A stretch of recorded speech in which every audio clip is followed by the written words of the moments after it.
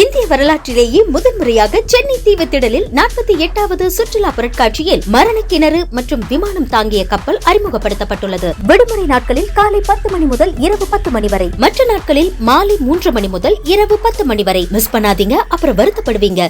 அதிமுகவின் கதவுகள் மூடப்பட்டதாக கூறப்பட்ட நிலையில் தமிழகத்திலேயே முதன்முறையாக 14 முன்னாள் எம்எல்ஏக்கள், ஒரு முன்னாள் எம்பி என 15 பேர் பாஜகவில் இணைந்திருப்பதாகவும் அடுத்த 10 நாட்களில் இது மேலும் அதிகரிக்கும் என்றும் பாஜக மாநில தலைவர் அண்ணாமலை தெரிவித்துள்ளார். இன்னைக்கு கதவை மூடிட்டீங்களா? கதை உடைச்சுக்கிட்டு அதிமுக வெளியே வந்துட்டு இருக்காங்க எங்க கிட்ட.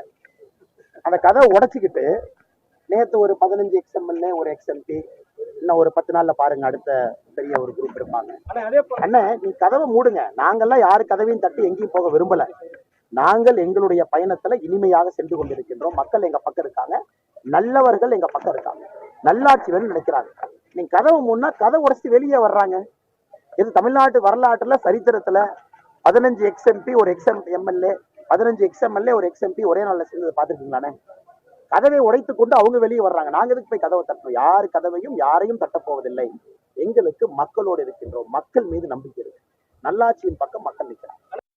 இந்திய வரலாற்றிலேயே முதன்முறையாக சென்னை தீவுத்திடலில் 48வது சுற்றுலா பொருட்காட்சியில் மரண கிணறு மற்றும் விமானம் தாங்கிய கப்பல் அறிமுகப்படுத்தப்பட்டுள்ளது. விடுமுறை நாட்களில் காலை 10 மணி முதல் இரவு 10 மணி வரை, மற்ற நாட்களில் மாலை 3 மணி முதல் இரவு 10 மணி வரை. மிஸ் பண்ணாதீங்க, அப்புறம் வருத்தப்படுவீங்க.